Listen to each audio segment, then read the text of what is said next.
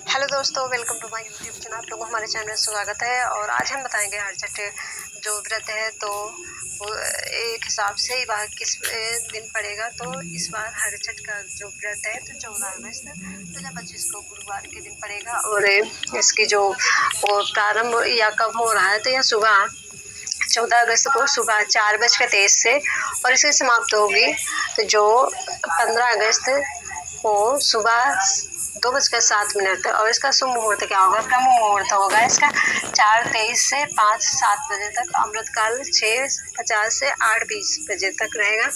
अब जीत मुहूर्त इसका तो 11:59 से 12:52 तक। विजय मुहूर्त 14:37 से 15:30 बजे तक। गोधन मुहूर्त 7:01 से 7:23 बजे तक रहेगा। अब इसकी पूजा विधि और इसकी सामग्री क्या है तो आज बताएंगे। सुबह जल्दी उठकर आप स्नान करें और शुद्ध और साफ वस्त्र धारण करें। घर के पूजा स्थल पर एक स्वच्छ चौकी या मचान स्थापित करें। उस पर भगवान कृष्ण और भगवान बलराम की हरदर की मूर्ति या चित्र स्थापित करें। उनके पास एक छोटा हल या उसकी प्राकृति रखें। पूजा स्थल को चंदन, फूल, माला, फल और मिठाई आदि से सजाएं। आमतौर पर महुआ, फसई का चावल और सात अनाज आदि परंपरा में शामिल हो जो तो उसका भोग लगा सकते हो। और पूजा से पहले मन ही मन अपना व्रत संकल्प करें। संतान की लंबी आयु, सुख, समृद्धि और रक्षा हेतु पूजा के दौरान निम्न जो विहित सामग्री का प्रयोग करें। चंदन, नैवेद्य, प्रसाद, दीप, धूप, कलश आदि परंपरा हो तो माला आदि रख सकते हो। और महुआ का आटा, पसई का चावल और भैंस के दूध से बनी चीजें जैसे दही, घी अर्पित करें। और गाय का दूध और उससे बने उत्पाद जो है तो वर्जित है। गाय का इसमें दूध नहीं लगता है और ना ही गाय के दूध से बनी कोई भी आप सामग्री यहाँ पे रख सकते हो तो यह वर्जित है। तो पूजा की आरती करें, भगवान का ध्यान, भजन, कीर्तन, भक्ति सभा या कथा पाठ करें। यदि वो प्रसाद ग्रहण करे, महुआ, पसई का चावल और अन्य सामग्री भक्तों को प्रसाद रूप में बांटा जाता है। और व्रत का पालन जो अगले दिन सुबह अंशकल उदय तिथि पर किया जाता है।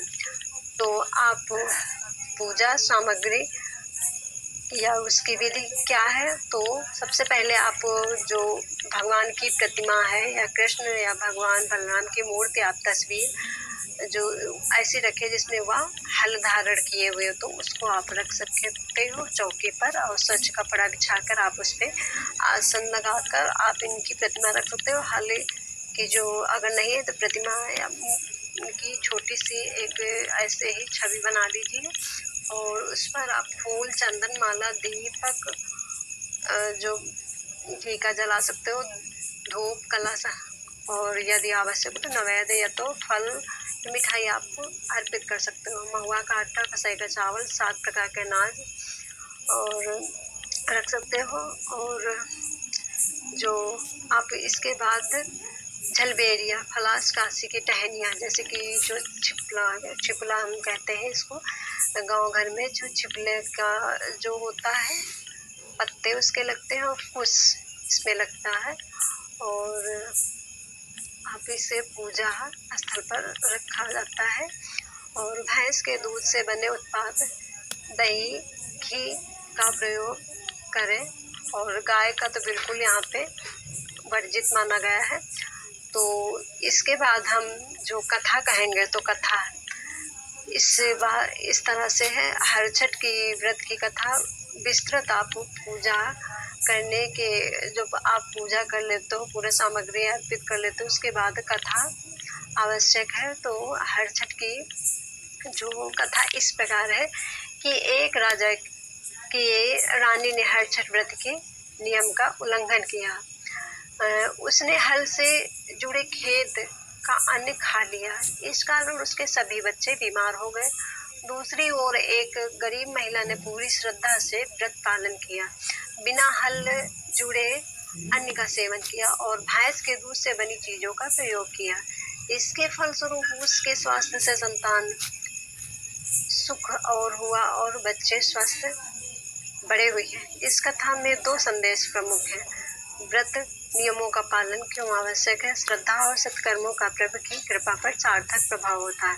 कथा से यह हमें सीखने को मिलता है। यह व्रत संतान की लंबी आयु, सुख समृद्धि और परिवार की सुरक्षा के लिए विशेष महत्व है। यह व्रत भगवान बलराम हलदर को समर्पित है, जो प्रकृति और कृष्ण के प्रतीक है। जिस प्रकार हलदारी बलराम ने प्राकृतिक और गाय का संरक्षण किया, उसी भावनाओं को इस व्रत के माध्यम से श्रद्धालु अनुसरित करते हैं। तो इस प्रकार आप पूजा और मन से पूजा करिए और आपकी जो कृष्ण जी हैं तो आपके मनोरथ पूर्ण करें।